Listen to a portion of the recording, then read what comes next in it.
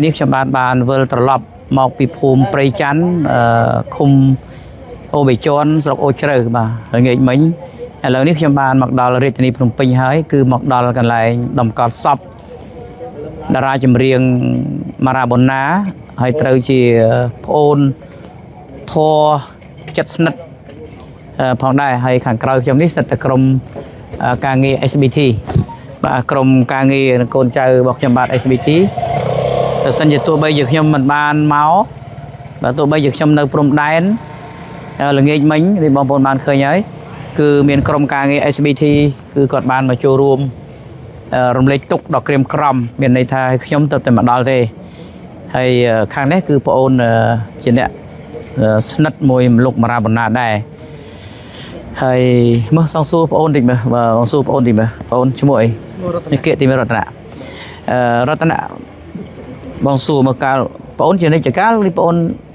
គាត់ធ្វើការនៅក្រុមហ៊ុនមួយគ្នាអញ្ចឹងខ្ញុំជួបបាទយើងរាល់ថ្ងៃប៉ុន្តែនៅពេលដែលគាត់មានបងគាត់ខលមកខ្ញុំគាត់ទទួលមរណភាពព្រឹកមិញឬក៏យប់ពីយប់មិញខ្ញុំទៅផ្ទះបែកគ្នាមួយគាត់ប៉ុន្តែផឹកឡើងម៉ោង 10:38 នាទីគេខលមកខ្ញុំដូចគ្នាថាគាត់បានផុតហើយអញ្ចឹងបងផុតព្រឹកមិញឬផុតយប់តាមមើលផុតមិញតាមពីមើលកាមេរ៉ាអីឡាននឹងបើកចូលទៅកន្លែងវិញគឺផុតកន្លែងធ្វើការបាទអញ្ចឹងដែលខ្ញុំទទួលព័ត៌មានពីបងប្រុសរបស់គាត់ហ្នឹងគឺខ្ញុំនៅព្រំដែនបងនៅ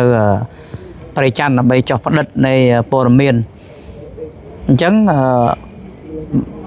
ម៉ារ៉ាបូណានៅពេលដែលគាត់ផុតហ្នឹងគឺគាត់ផុតព្រឹកមិញនៅក្រុមហ៊ុនតែម្ដងអត់ទេតាមឡានបងហេតាមឡាននៅតាមឡានណាបាទ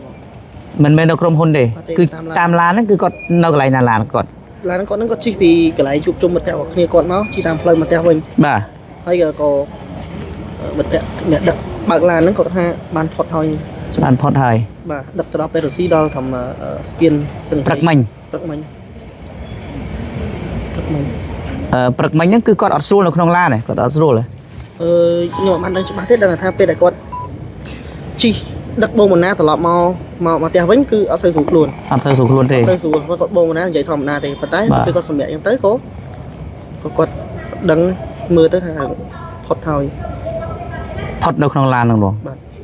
នៅឡានហ្នឹងចតនៅណាកន្លែងណាទីតាំងឡានហ្នឹងអត់ឌិចបានចតទេឡានបានចតទេមកជុំបន្តិចហើយជិះទៅទៀតហើយទៅពេទ្យដល់ពេទ្យមានន័យថាគាត់ជិះឡាន2នាក់ឡានមួយជិះ2នាក់ចុះដល់មកឃើញមួយរតនាឯងជិះថ្ងៃហ្នឹងយប់មិញខ្ញុំមកផ្ទះមុនយប់ម្សិលមិញដេកនៅមួយបងម្សិលមួយថ្ងៃយប់ម្សិលមួយថ្ងៃខ្ញុំជួបបងម្សិលមួយថ្ងៃនៅមួយបងដល់ម៉ោងប៉ុន្មានដល់ម៉ោងចូល2:72បងម្សិលមួយថ្ងៃបងប្អូនប្រិមិត្តជាទីមេត្រីម្សិលមួយថ្ងៃគឺម៉ារ៉ាបូណាគឺដូចនៅជាមួយខ្ញុំជាមួយបងប្អូនរតនាឯហ្នឹងហើយជាមួយលីនមួយទៀតបាទលីនមួយទៀតលីននៅខាងអង្គររ៉ែណាម្នាក់ទៀតហើយដល់ម៉ោង2យប់បានគាត់មកពួកខ្ញុំប្រាប់គាត់ថាស្អែកខ្ញុំត្រូវទៅព្រំដែនហើយណាមួយត្រូវខួបប្អូនថ្លៃខ្ញុំហ្នឹងគាត់ទទួលមរណភាពបេះវេតហើយពុកម៉ាក់ពុកម៉ាក់នេះរិនវេតពុកម៉ាក់សិតតែមិត្តស្លាប់រស់ហើយពុកម៉ាក់ណាពុកម៉ាក់មកដែរបាទរិនវេតអីទៅមកពីព្រំដែនមិញមកអញទៅមកពីភូមិព្រៃច័ន្ទមិញឲ្យមើលកៅអៅតែបានដូរបងអីប៉ុន្តែឲ្យកូនចៅមកហើយមកថ្ងៃមិញអរគុណមែនតើនេះបងប្អូនតារាចម្រៀងរិនវេតគឺមិត្តសម្លាញ់ហើយស្លាប់រស់ជាមួយគ្នាហើយគឺមិនអាចចោលនេះដេកជ័យកណ្ដោមួយទៀតកណ្ដោនេះគឺថាមកមួយទៀតមានបង្លីបងដែរលីនៅក្នុងបាទអរគុណណាហើយក្នុងនោះផងដែរខ្ញុំបាទក៏សូមថ្លែងអំណរគុណចំពោះលោកចុងពីទូដែលជាអគ្គនាយកក្រុមហ៊ុនកម្ពុជា Trading តកែត្រីសមុនគាត់បានចូលបនចូលរួមលេខទុកតាមរយៈខ្ញុំហ្នឹងគាត់នៅកំពង់សោមគាត់ចូលបន$100សហរដ្ឋអាមេរិកហើយលោកអ៊ុនសំអៀតបាទអ៊ុនសំអៀតអ្នកខេត្តបន្ទាយមានជ័យគឺប្អូនធររបស់ខ្ញុំដែរទេគាត់បានចូលបន$50,000រៀលតាមរយៈខ្ញុំឥឡូវខ្ញុំដូរហើយខ្ញុំក៏ចូលបន$50,000រៀលដូចគ្នាតាមកំពិតទៅខ្ញុំនិយាយប្រាប់បងប្អូនឲ្យខ្ញុំមិនសូវជាអ្នកត្រាំម៉ាអីច្រើនទេប៉ុន្តែគាត់ថាយើងផ្ដុកដួលមែនទែនហើយម៉ារ៉ាបូណាគាត់ធ្លាប់រស់នៅមួយខ្ញុំ2ឆ្នាំដូចពេលដែលគាត់ខ្ញុំសូមជំរាបប្រិមិត្តគាត់សួរច្រើនថាម៉ារ៉ាបូណាគាត់អត់មានកូនទេបាទម៉ារ៉ាបូណាពេលដែលគាត់ទទួលមរណភាពគឺគាត់អត់មានកូនទេគាត់អត់មានកូនណាម្នាក់ស្នងតកូលគាត់ទេបាទហើយជាទូទៅ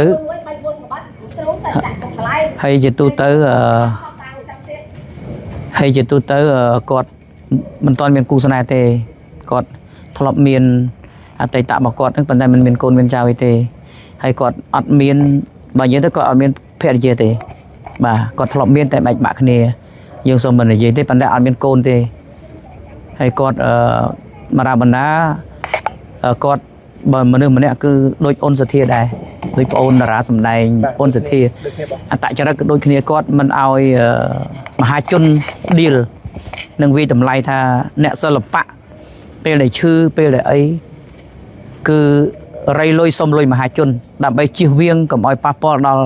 សង្គមសិល្បៈគឺដោយបងអូនសធាដូចដែលលោកបានលាចាកសុកចិត្តក្រមព្យាបាលឈឺយ៉ាងម៉េចក៏មិនប្រាប់មហាជនមិត្តភ័ក្តិខ្លះក៏មិនឲ្យដឹងដែរដូចគ្នាឲ្យមារាបណ្ណាដែលខ្ញុំធ្លាប់ជួបគាត់កន្លងមកគាត់ធ្លាប់កលាប់ឡានបាទកលាប់ឡានទីកូរបស់គាត់ហ្នឹងគឺគាត់មកពីហែប៉ាក់កាលនោះខ្ញុំចាំបានគាត់មកពីហែប៉ាក់បាទខ្ញុំមានអ្នកជួយបាទគឺគាត់កាលនោះនៅស្ទឹងមានជ័យគល់ពៀនហើយខ្ញុំអ្នកជួយវាបាទហើយនេះ DJ កដោគឺអ្នកជួយហើយអត់មានទោះបីគេរៃលុយក៏អត់ទទួលដែរបាទហើយគឺមារាបណ្ណាគាត់ពេលដែលគាត់ធ្លាក់ខ្លួនគាត់មកនៅជាមួយខ្ញុំ2ឆ្នាំបាទបើកឡាននៅខ្ញុំ2ឆ្នាំក្រោយមកខ្ញុំក៏បានណែនាំគាត់ឲ្យទៅនៅជាមួយអ្នកអង្គការចិត្តធម៌ម្នាក់បាទហើយក៏ខ្ញុំក៏សូមអរគុណដល់អ្នកអង្គការចិត្តធម៌បាទតែខ្ញុំសូមមិនបញ្ចេញឈ្មោះទេហើយគាត់ក៏ឲ្យមារាបណ្ណារស់នៅហើយរហូតដល់មារាបណ្ណាមានឡានជិះហើយមារាបណ្ណាគាត់មានជីវភាពរៀងគាត់បើជាងធ្វើអ្នកចម្រៀងវ័យប៉ុណ្ណឹងហើយគឺពិបាកទៅដើមទីផ្សារហើយបងប្អូនប្រហែលជាខ្លះគឺ DJ ក៏ដោយមិនដឹងទេគាត់មានចម្រៀងមួយបទដោយសារតែបញ្ហាស្រូវចុះថោកគឺគាត់ល្បីបទគឺបទដីថ្លៃបល័យស្នេហ៍បាទគាត់ល្បីបទល្បីខ្លាំងមែនទែនក៏ប៉ុន្តែនៅមានបទចុងក្រោយរបស់គាត់មួយទៀតសម័យតែ DJ ក៏ដោយគាត់ដឹងដែរបាទគឺបទសង្សារស្រីក្រាខេ No អត់ទេបទថតថ្មីហ្នឹងទេថ្មីអូគឺបទខកស្នេហ៍ព្រោះស្រូវចុះថោកអូបាទខកស្នេហ៍ព្រោះស្រូវចុះថោកបាទហើយមានអ្នកសារពុយមែនថាប្រហែលជាគាត់ផុសបាទហើយប៉ុន្តែគាត់តពីបទដីថ្លៃបល័យស្នេហ៍ប៉ុន្តែបទនេះគឺអត់ទាន់បានមានន័យថាបទនេះគឺមានចំណងជើងថាខកស្នេហ៍ព្រោះស្រូវចុះថោកដែលគាត់តពីបទមុនគឺដូចជាបទដែលគាត់ល្បីនឹងដីថ្លៃបល័យស្នេហ៍បាទប៉ុន្តែសង្ឃឹមថាបទនេះនឹងចេញនៅក្នុងពេលឆាប់នេះហើយក៏អរគុណមែនទែនហើយដូចខ្ញុំបានជម្រាបប្រាប់ចឹងដូចរតនាចឹងតែគៀកគាត់ហើយយើងគឺលឿនមែនទែនបាទហើយមារាបណ្ណាគាត់បាទមារាបណ្ណាគាត់ជាមនុស្សមួយដែលគាត់មានភាពស្មោះត្រង់ណាបើនិយាយទៅគាត់ហើយខ្ញុំមិនសូវគាត់ថាគាត់គឺជាមនុស្សមានភាពស្មោះត្រង់ខ្ញុំសំណោះគាត់មែនទែននេះបងអូននេះមើលនេះ$100,000តារាចម្រៀងហ្នឹងដុល្លារអ្វីដែលខ្ញុំសំណោះគាត់មែនទែនពេលដែលគាត់ទៅព្រៃច័ន្ទណាគាត់ចង់ទៅលេងព្រៃច័ន្ទជាមួយក្រុមការងារ SBT ហើយព្រៃច័ន្ទ SBT ហើយគាត់សបកកង់ឡានខ្ញុំចាស់ណាអា Ford ហ្នឹងគឺគាត់បានដូរនេះឡាននេះហើយឡាននេះគាត់រហូតដល់គាត់បិទដាក់រូបខ្ញុំបងប្អូនជាមួយគាត់នេះបងប្អូនឃើញហើយបងប្អូនសូមអញ្ជើញមកមើលតិចមកបាទនេះគឺជាភាពសំណោះអាឡោះអាឡៃមើលបងប្អូនថ្មីដល់ឡានគាត់គឺឡានគាត់ហ្នឹងគឺគាត់ដាក់ជាមួយរូបខ្ញុំតែម្ដងតែមានបងប្អូនខ្លះគាត់ច្រឡំថាមានបងប្អូនប្រិមិត្តយើងខ្លះគាត់និយាយក៏ដល់ប្រហែលជាគាត់ច្រឡំថាឡាននេះជាឡានរបស់ខ្ញុំហីបាទបងតាមកំពិតហើយគាត់ស្រឡាញ់ឡាននេះណាគាត់ស្រឡាញ់ឡាននេះមែនតើ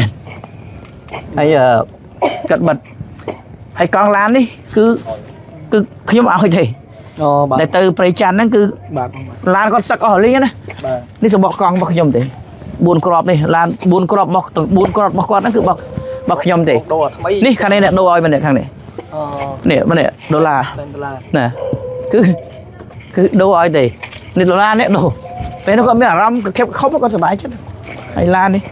បងសំខាន់អ្នកផ្លាកលេខហើយផ្លាកលេខសំខាន់ផ្លាកលេខនេះគាត់ស្រឡាញ់ SBT គាត់និយាយទៅគាត់ដឹងគុណបងនិយាយមកបងគាត់បាទហើយបងប្អូនមើលផ្លាកលេខបងប្អូននេះបងប្អូនមើលគឺសូម្បីតែឡានគាត់ដាក់ SBT ហើយ168ដែរឡានរបស់គាត់ហើយមានប្រិមិត្តយើងខ្លះ គាត់ថាឡាននេះជាឡានរបស់ខ្ញុំតាមពិតមិនមែនរបស់ខ្ញុំទេគឺជាបោះមារ៉ាប៊ូណាហើយមានតែវាលឿនពេកពេលខ្លះវាលឿនមែនតើហើយមកសល់មួយថ្ងៃនៅមួយខ្ញុំសួរបងនេះបងរតនាបាទរតនានៅមួយខ្ញុំវិញនៅមួយរតនាដែរចុងក្រោយបាទហើយខ្ញុំនៅព្រៃច័ន្ទទេបងប្អូននៅល្ងាចមិញគឺខ្ញុំនៅព្រៃច័ន្ទទេហើយខ្ញុំមានអារម្មណ៍ក្តុកក្តួលមែនតើហើយយើងពិបាកទទួលយកវាភ្លាមណាវាភ្លាមបាទហើយសំណោះគាត់មែនតើហើយទៅបានសេចក្តីសុខចាំបានបងប្អូនឃើញមួយចំនួនថាឡាននេះមិនមែននេះឡានរបស់គាត់ទេគាត់ស្រឡាញ់បងប្អូននៅគាត់ដាក់ SBT គាត់បាទសំណោះមែនតើបងជើញចូលទៅក្នុងពេកបងបាទ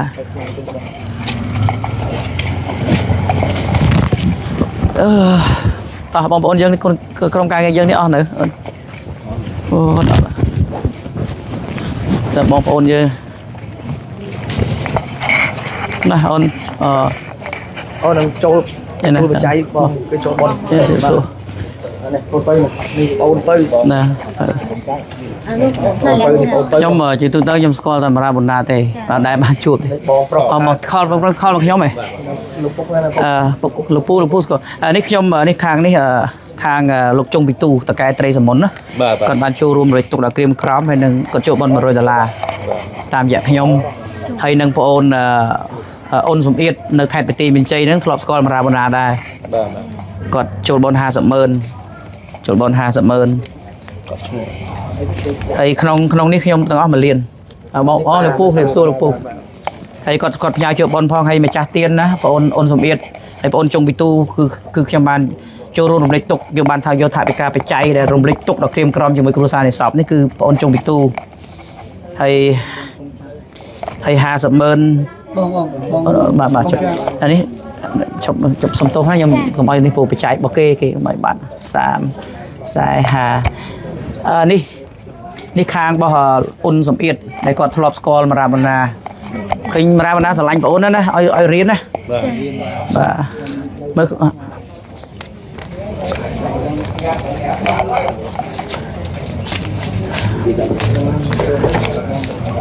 នេះខ្ញុំចូលបន55,000សម្រាប់ខ្ញុំ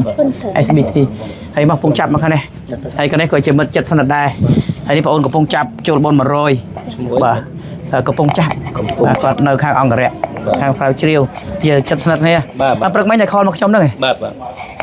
ខលមកខ្ញុំហ្នឹងខលហ្នឹងពុកដឹកទៅលើឡានហើយដឹកលើឡានផុតនេះចាំផុតនេះអាព្រឹកមិញហ្នឹងផុតមិញផុតពេលយប់ទេផុតព្រឹកមិញហ៎បាទម៉ោង7ម៉ោង8លឿនដឹកមក7 8ព្រឹកហ៎លឿនឲ្យគាត់នៅរស់គាត់ស្រឡាញ់បងស្រីណាស្រឡាញ់សកិតច្រៀងឲ្យលុយទីស្រឡាញ់ឪពុកលោកពូស្រឡាញ់ហើយលោកពូគឺជាតាហ៊ានចូលនិវត្តន៍ណាលោកពូចូលនិវត្តន៍ហើយឃើញមារ៉ាប៊ូណាមានម្ហូបឆ្ងាញ់អីហ្នឹងគឺឲ្យលោកពូបាទផ្ញើយកមកផ្ញើឲ្យមានអីគេទៅធ្វើដល់ខ្លួនឯងទៅពេលខ្លះគ្រឿងបកាគ្រឿងអីណាបាទហើយមារ៉ាប៊ូណាជាកូនដឹងកន្លងធនណាបាទហើយមួយរយៈហ្នឹងកាលដែលធ្លាក់បែកបាក់គ្រួសារមកនៅជាមួយខ្ញុំ2ឆ្នាំដឹងណានៅមួយខ្ញុំ2ឆ្នាំបើកឡានហើយក្រោយមកខ្ញុំណែនាំមកឲ្យទៅបាននៅមួយអង្គការចាត់ធម៌ម្នាក់អញ្ចឹងណាជឿឮថាគាត់ទិញខុនដូទិញអីមិនហីចានឹងឲ្យពងតាថាពេលដែលឥឡូវនឹងហើយប្រហែលជាត្រូវទៅមើលឬបាត់ដែរបានទៅមើលទេបានឃើញទេមានបងអូនមួយនោះវាស្គាល់ខុនដូតាមមើលទៅដូចអត់ទាន់ទិញទេអត់ទាន់ទិញដាច់ទេគាត់នៅដូចជាបានប្រហែលខែហ្នឹងទេនៅបានប្រហែលខែទេចាំមើលសួរមើលចាំមើលយើងសួរទៅនេះគេទៅពេលដែលរៀបចំមកទៅមើលនឹងចាំមើលប៉ុន្តែខ្ញុំដឹងថាគីឡូថាដឹងថាបងឲ្យគេឬមិនបងទេណានៅបានប្រហែលខែទេប៉ុន្តែឮថាទៅប្រហែលខែហ្នឹងបាទឮថាដូចមានខុនដូបាទយើងចាំមើលគីឡូដូចទៅបើលុតភ្លឹងយើងអត់ដឹងទាំងអស់ឯងដឹងតែគាត់នឹងគាត់បាទគាត់ឮថាមានខុនដូណាមានបាទទិញបងមលុះគេមិនបើធ្លាប់ប្រាប់ប្រពូទេប្រាប់ថាទិញខុនដូមួយកន្លែងប៉ុន្តែបងមលុះម្ដងបងមលុះបាទប្រហែលខែទេបើខ្ញុំអត់ដែរបានទៅហើយចង់មកចិត្តមួយឆ្នាំហេអត់ទេបាទចាំមើលលោកពូស្រាវជ្រាវទីមើលគីឡូថាយើងបងមិនតាន់គ្រប់យ៉ាងម៉េចក៏យើងអាចសុំពីក្រុមហ៊ុនគេបានខ្លះតែយើងស្រាវជ្រាវទៅពីព្រោះអលុតភ្លឹងណាហើយអាសាឆែកទូរស័ព្ទគាត់មើលគីឡូគាត់បងអីបងទូរស័ព្ទនេះទៅណាទូរស័ព្ទនៅ2គ្រឿងប៉ុន្តែអាទូរស័ព្ទអា17ហ្នឹងគឺយើងមើលទៅវាជាប់ password អញ្ចឹងយើងអត់ដឹងទៅធ្វើមិនបើមួយទៀតយើងបាទអញ្ចឹងអរគុណណាបងស្រីពូខ្ញុំឃើញនិយាយប្រាប់ត្រង់ស្រឡាញ់ពួកឯងណាប្រាំណាស្រ ស្រឡាញ់មែនតែនហើយនេះប្រភេទយើងក្រោយហ្នឹងមើល បាទបាទ ពេលលើធម្មតាម្ដងណាស្លាប់ហើយកាលខ្ញុំដឹងដែរ ស្លាប់ហើយ ហើយស្រឡាញ់លពូណាហើយស្រឡាញ់បងស្រឡាញ់ប្អូនណាម្ដងណាខ្ញុំនិយាយស្មោះត្រង់ហ្មងអាកង់ឡានហ្នឹងខ្ញុំទៅដូរឲ្យទៅព្រៃច័ន្ទហ្នឹង បាទ ពីអ្នកឡា ពីអ្នកឡាហើយនេះកូនចៅរបស់ខ្ញុំទេកូនចៅ SBT នេះពីអ្នកឈុនឡាកូននៃបុគ្គលិក SBT ទេបាទ ចិត្តបាញ់កង់ បាញ់កង់បាញ់$50ដែរ ហើយមានបងប្អូន បាទ ប៉យប៉ែតបងប្អូនវ៉ានោះ$15ហើយបងប៉ាន់ផល្លាមួយទៀតគាត់ចូលរួម$20ដែរ បាទបាញ់ឲ្យគាត់ឲ្យបាទចូលហើយតម្កល់ប្រហែលថ្ងៃដែរ បងយប់ហ្នឹងយប់ស្អែកthìម៉ោង8ថ្ងៃទឹកបូជា ថ្ងៃទឹកដែរបាទសោកស្ដាយមែនតើហើយនេះជាការអញ្ជើញបាទហើយមានបងប្អូនខ្លះក៏គាត់មានបងប្អូនខ្លះគាត់ថាខ្លាច MMO ផុសទៅខ្លាច MMO ផុសទៅថាវាជារឿងការសម្ដែង បាទ អញ្ចឹងខ្ញុំបាទសានប៊ុនធឿនក៏សូមគ្រប់អញ្ជើញសិល្បករសិល្បករនីពិសេសគឺសមាគមសិល្បករបាទបងអូនសេតកំសឿនដែលជាអ្នកនាំពាក្យរបស់សមាគមសិល្បករហើយសង្ឃឹមថាសិល្បករសិល្បករនីដែលធ្លាប់ស្គាល់មារាប៊ុនណាពេលខ្លះមានការខុសឆ្គងវិវាទឲ្យគ្នាសង្ឃឹមថាយើងអាហោសិកម្មឲ្យគ្នាហើយយើងចូលរួមរំលែកទុក្ខដ៏ក្រៀមក្រំជាមួយនឹងក្រុមគ្រួសារនិស្សិតទាំងអស់គ្នាហើយពិសេសគឺបងប្អូនប្រិមិត្តដែលធ្លាប់តែស្ដាប់ស្គាល់មារាប៊ុនណាតាមរយៈបទដូចជាបទដីថ្លៃបល័យស្នេហ៍ធ្លាប់ស្ដាប់សំឡេងគាត់ហើយពិសេសបទស្រាបៀរសាច់ដុំពិសេសស្រាសាច់ដុំពិសេសហ្នឹងចាក់ទូទស្សន៍ CTN ហើយដូចជាថតស្ពតពាណិជ្ជកម្មអប់រំខ្លីៗជាមួយលោកញ៉ែមសគុណជាច្រើនទៀត បាសាបាសី បាទជំនឹងជំងឺផ្ដាសាយបាក់សីហើយគាត់បានចូលរួមសង្គមច្រើនណាស់ដូចជាជំងឺផ្ដាសាយបាក់សីនេះច្រៀងនៅក្នុងការអប់រំបាទដល់សង្គមជាតិយើងហើយគាត់ទ្រាំណាស់ដូចគាត់កន្លងមកខ្ញុំធ្លាប់ដឹងគាត់កលាប់ឡានម្ដងណា បងគេសុំសួរមីកូនអត់គេសុំ មានលេខបងប្អូនចង់ចូលបនដាក់លេខកូដខាងនេះមកបងប្អូនណាចង់ចូលនេះខាងនេះក្រុមការងាររបស់ SBT ទាំងអស់ទៀតនេះ200000ទៀតមានដាក់កង់មែនបង្ហាញទីមកមានបងប្អូនបាទមានបងប្អូនមានមិត្តភ័ក្តិណាដែលមើល live មើលនៅក្នុងការ live ហើយបងស្រីកាន់ចុះមានបងប្អូនប្រិមិត្តណាដែលមើលនៅក្នុងការ live ហើយបងប្អូនចង់ចូលរួមរំលែកទុក្ខដ៏ក្រៀមក្រំជាមួយក្រុមគ្រួសារនៃសពដែលហាក់បីដូចជាចង្គៀងរលត់ភ្លឹបទៅតែម្ដងនេះជាកង់របស់ក្រុមគ្រួសារគាត់បាទកង់របស់រោងបុណ្យនឹងតែម្ដងបងប្អូនអាចបាញ់តាមនឹងផ្ទាល់ចូលបុណ្យដរិចផ្ទាល់ក៏បានហើយពិសេសគឺអាយដាមលោកជំទាវអ្នកអង្គការមិត្តភ័ក្តិក្តីឬក៏បងប្អូនប្រិយមិត្តដែលអ្នកធ្លាប់ស្ដាប់ចម្រៀងរបស់លោកមារាប៊ុនណាបងប្អូនមានបើសិនជាផ្ដល់ការចិត្តស្រឡាញ់ចូលរួមលេខទុកបងប្អូនអាចចូលតាមនេះបានបាទចូលតាមនេះបានបាទយើងបងប្អូនកាន់ជួយកាន់លេខគាត់តិចទៅបាទក៏លោកមានបងប្អូននេះក៏មិនគាត់សួរខាងណាគាត់ទេមកហៅឡូបាទជិះសួរបាទបាទខ្ញុំពងបាទហើយយូហួរណាអើខ្ញុំចូលបនហ្មងចូលបនហ្មងនៅលើខាងនេះគាត់ចូលបន20រៀលមកអូខេខ្ញុំបាញ់ហើយអូខេគេមកយូហួរគាត់ចូលបន$20ខ្ញុំសុំយូហួរអ្នកកំពង់សោមបងប្អូនណាដែលមានចិត្តចង់ចូលបុណ្យណាបងប្អូនចូលបុណ្យមារាប៊ុនណាសូមគោរពអញ្ជើញបាទនេះកង់របស់ខាងបុណ្យសពតែម្ដងបងប្អូនណាមារាប៊ុនណាគាត់មនុស្សថ្លៃធ្នូណាបាទគាត់មនុស្សថ្លៃធ្នូហើយមិនចេះត្អូញត្អែទេនេះយូហួរបងបាញ់ចូលណាអូនណា$20អ្នកកំពង់សោមគាត់ស្គាល់មារាប៊ុនណាដែរបាទមានបងប្អូនណាចង់ចូលរួមក៏សូមគោរពអញ្ជើញបាទខ្ញុំសុំតអុចធូបតិចចាបាទធូប ដូចសូថាបងទៅមកពីខេត្តទៅមកពីព្រៃច័ន្ទបងទៅមកពីព្រៃច័ន្ទបងនៅព្រៃច័ន្ទពងយកព័ត៌មានហើយបើអត់មកវាអារម្មណ៍វាក្តុកក្តួលបើយើងអត់មកវាហាក់បីដូចជាយើងវាបាត់អ្វីមួយយ៉ាងវាខ្ញុំនៅនោះបងអូនថ្លៃនោះបុណ្យគោរពខួប100ថ្ងៃដែរ3ឆ្នាំគោរពខួប3ឆ្នាំហើយប្រពន្ធនៅនោះនៅប្រទីមានជ័យខ្ញុំសុខចិត្តមិនមកមិនបានហើយក្រុមការងារ SBT គឺគាត់មកមុនបាទហើយបងអូន$100នេះតែក្រុមនឹងអរគុណលើទៅបាទអូយូស៊ូសធិរិទ្ធបាទអត់មែនទេច្រឡំពងលី អូអាយដាមពីស្រះហើយយូរសួរពីអូអាយដាមបងហើយយូរសួរបាទមានវត្តមាន ពលឹងប្រលេះឥឡូវនេះ មានវត្តមានអាយដាមបងពេជ្រស្រស់លោកចូលរួមបាទបង សពនឹងត្រូវពួកម៉ាក់ បាទ យកគ្នាពួកម៉ាក់នៅព្រៃវែង ហ្នឹងហើយ កម្មវិធីឡើងផ្ទះងាយកដល់ បាទ ហើយថាទឹកឡើងមកទៅពេលដាច់ចិត្តរត់មកហើយមុនសពនឹងដាច់អស់បនណា បាទ ឆ្លប់បានទៅជែកគ្នាថាយើងទៅហាត់ប្រានឬក៏កុំនៅជប់ជ្រៅពេកកុំផឹកពេកគេគ្រប់គ្រាន់ បាទ ចាងវាងក៏យ៉ាងដែរដូចយើងប្រែហើយ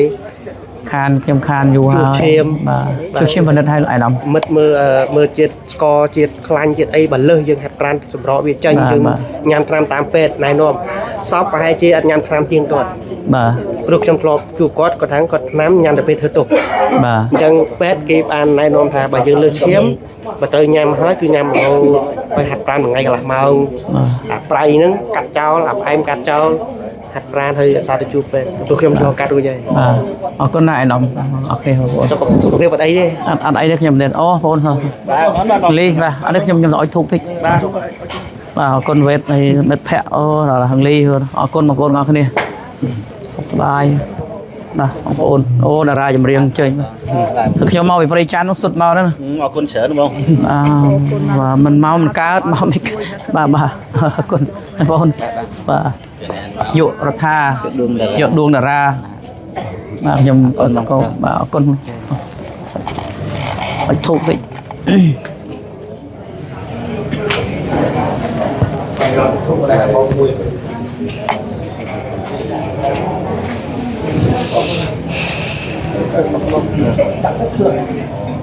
បា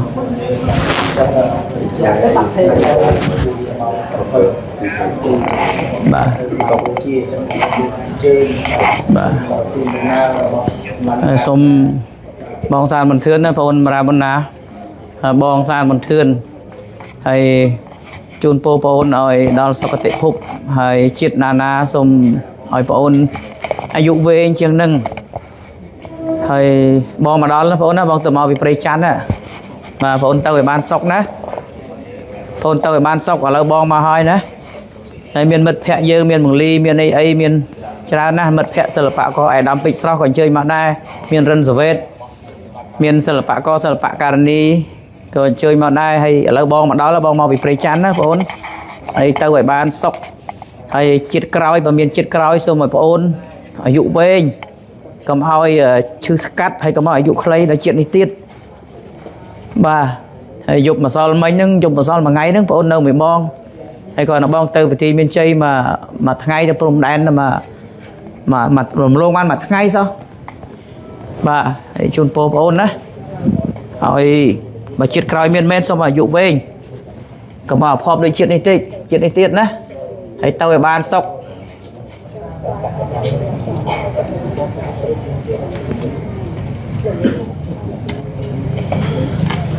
បាទ